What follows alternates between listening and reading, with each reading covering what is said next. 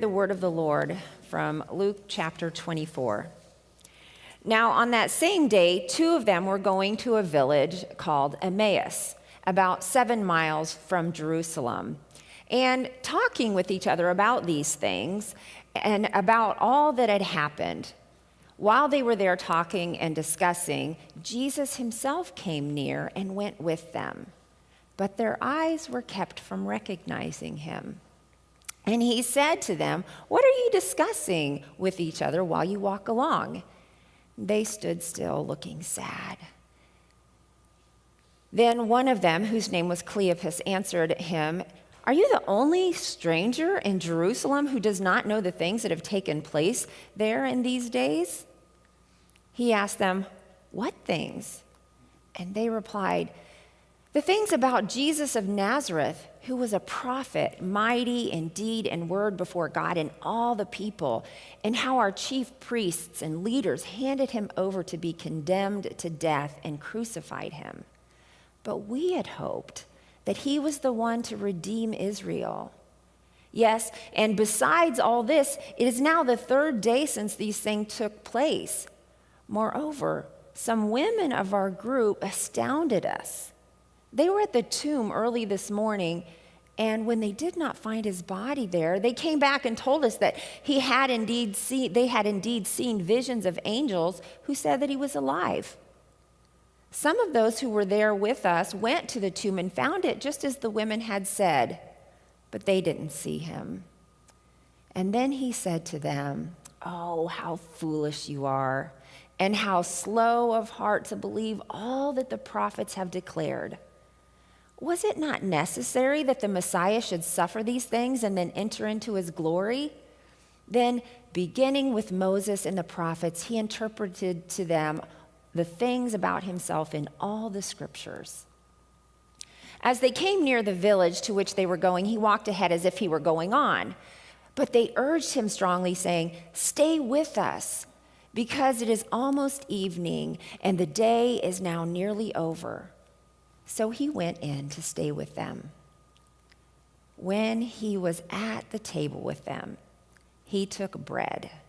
He blessed it, and he broke it, and he gave it to them.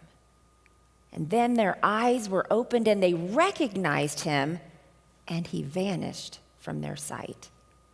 They said to each other, "Were not our hearts burning within us while he was talking to us on the road, while he was opening the scriptures to us?" That same hour, they got up and returned to Jerusalem, and they found the 11 and their companions gathered together. And they were saying, "The Lord has risen indeed, and he has appeared to Simon."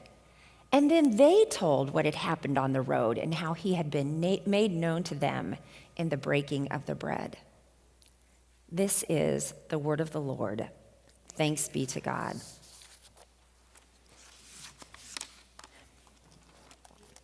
Have you ever felt like you just had to get away? Or like life had given you more than you could handle? Have you ever been deeply disappointed? Have you felt lost, as if your world had been turned upside down? Have you grieved the death of a loved one, a dream, an identity, a future? Has your life ever been shattered? If so, then you know what it's like to be Cleopas and his companion. It's Easter morning, and these two disciples are leaving Jerusalem, and who can blame them? For them, the story of Jesus had ended, and it had ended badly. It ended in tragedy. The one in whom they had placed their hope for the redemption of Israel was rejected and crucified.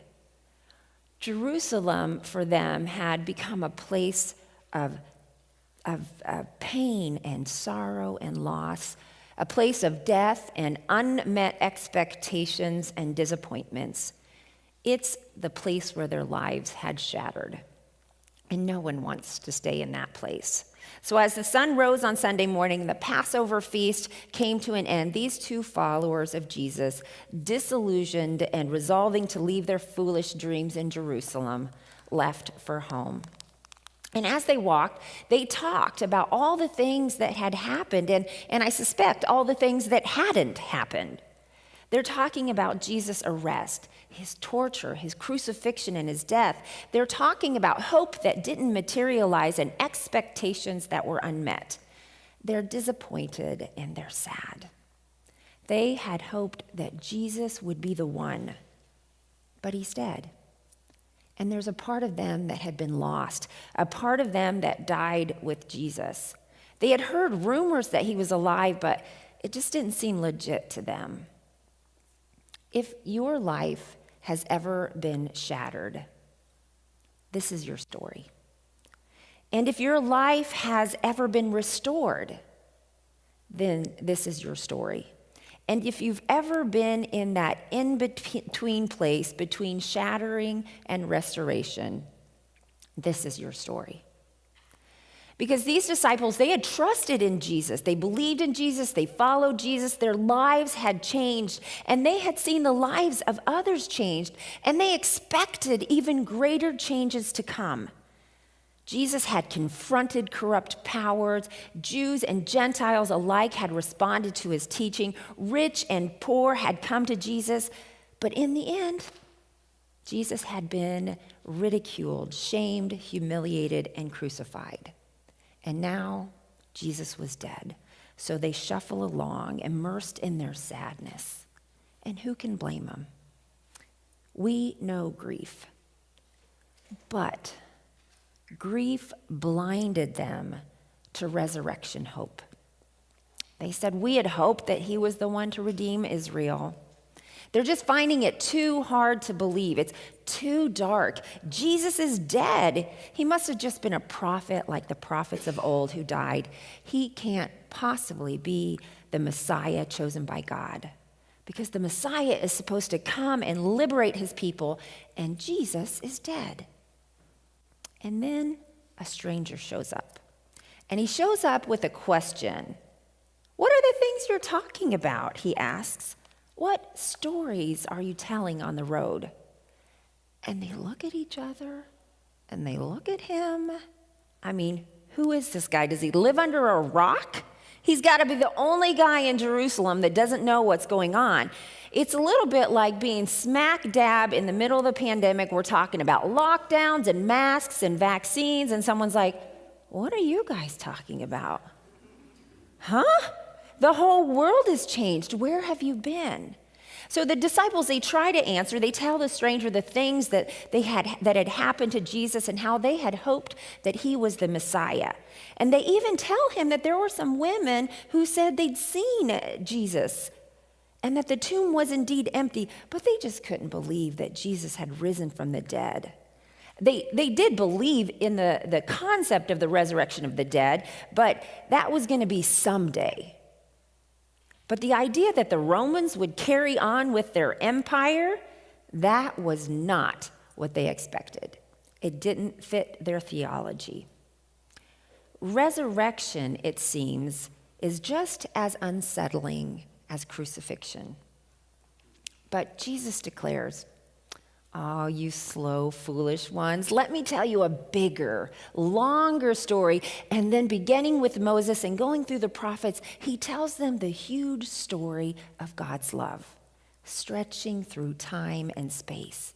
And maybe he pointed out Deuteronomy 18:15, which says, the Lord your God will raise up for you a prophet like me from among your own brothers.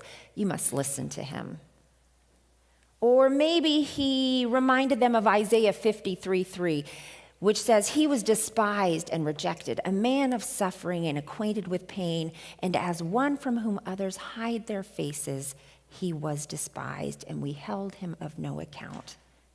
We don't know exactly which scriptures Jesus shared, but we know that this strange man walked with Cleopas and his friend through the scriptures and explained these references to Christ. And you wonder, how long will the disciples continue down the road without recognizing the risen Jesus? And I wonder, how long will we? Because when Jesus shows up on the road after his death, he doesn't appear with a bang or a flash or applause or trumpets or angels or anything else to point out who he is. He comes as a stranger, telling his story and looking utterly ordinary. In fact, every resurrection story found in the gospel affirms an ambiguous yet certain presence of the risen Christ in very ordinary settings, like walking on the road, or roasting fish on the beach, or looking like a gardener. These moments from Scripture set a stage of expectation that God's presence can be seen in the ordinary. And we don't have to wait for these big supernatural things to happen. The core message of the incarnation of God in Jesus is that the divine presence is here, in us, in all creation, and not only over there in some far off place, which is why Jesus came back looking so very ordinary and doing such perfectly ordinary things. So as they journey on, it gets late, and Jesus walks ahead of them like he's just going to keep on going, but they urge him to stay. They welcome him to their table, and they share their food with him. They are confused. They are grief-stricken. Nevertheless, they reach out to the stranger, and they invite him to supper.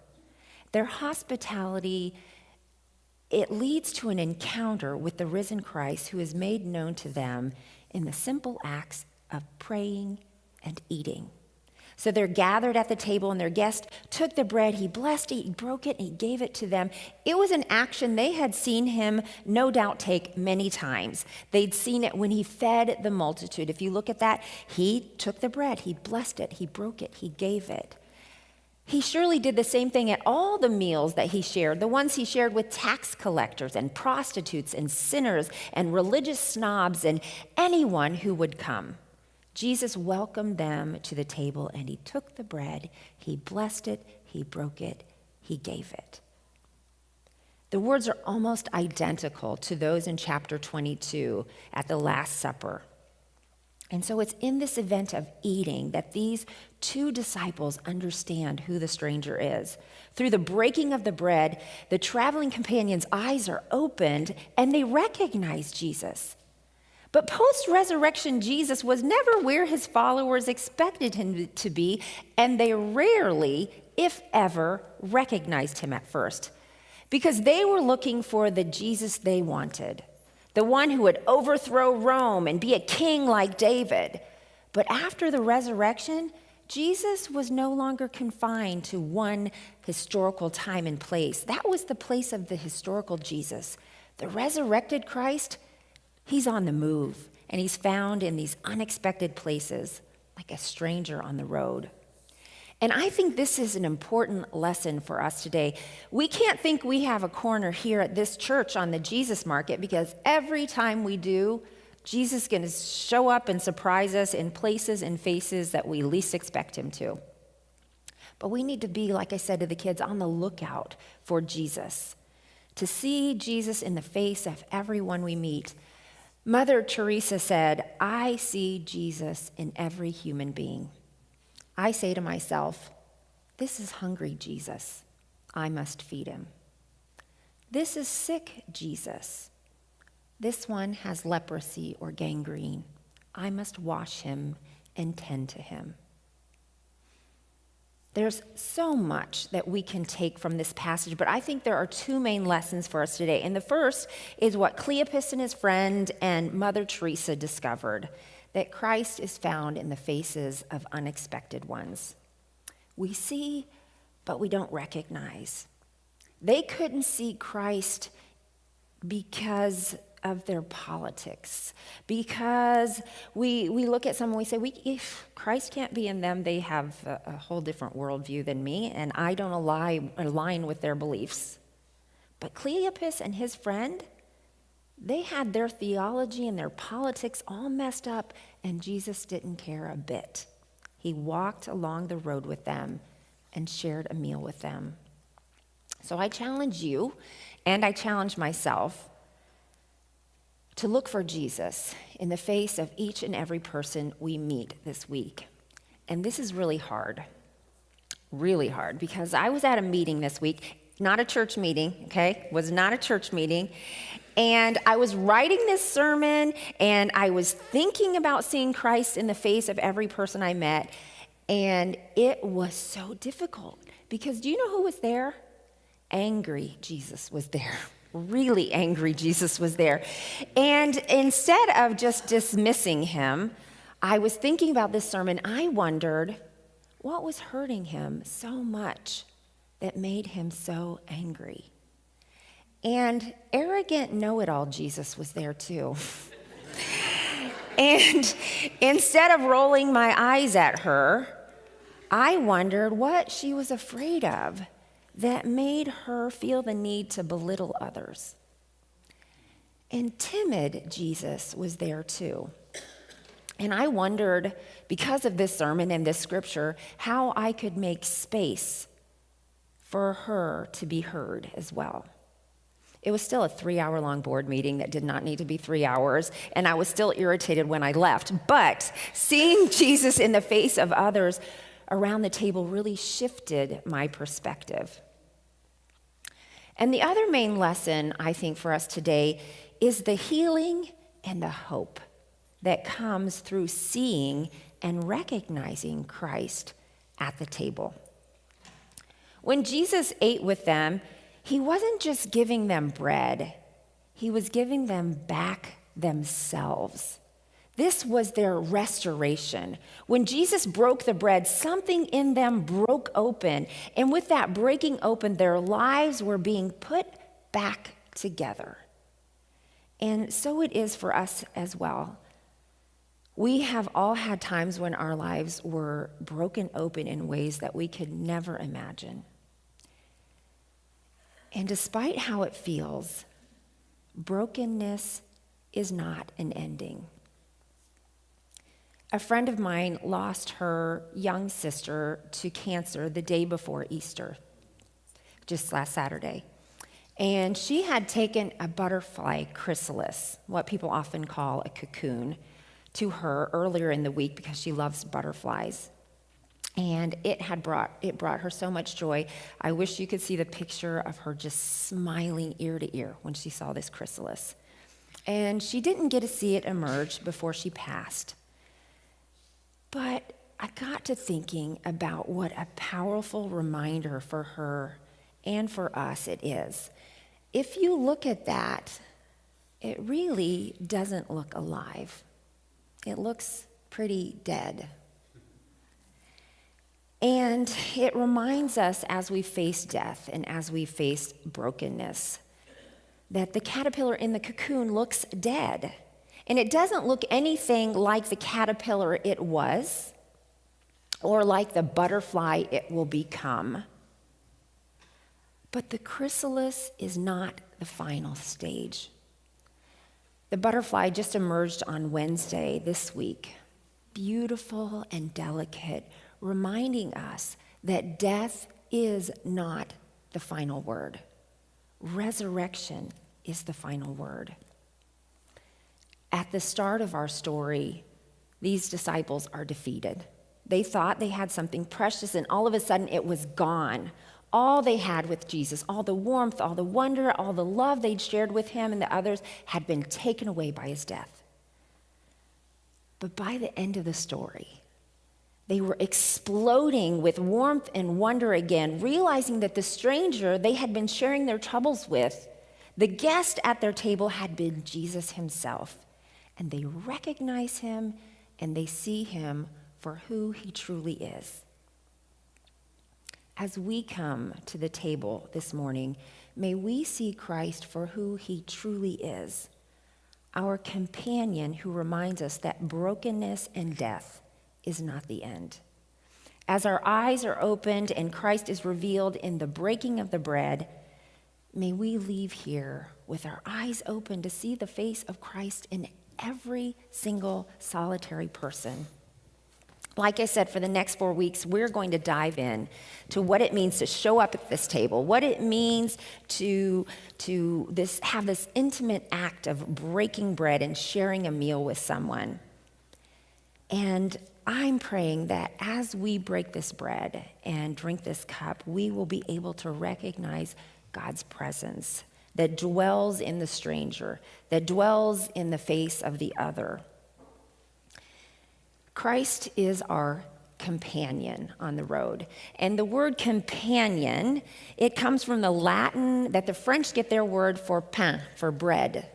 So companion means bread with, having bread with. It's one who breaks bread with us. So companions, we invite you to the table.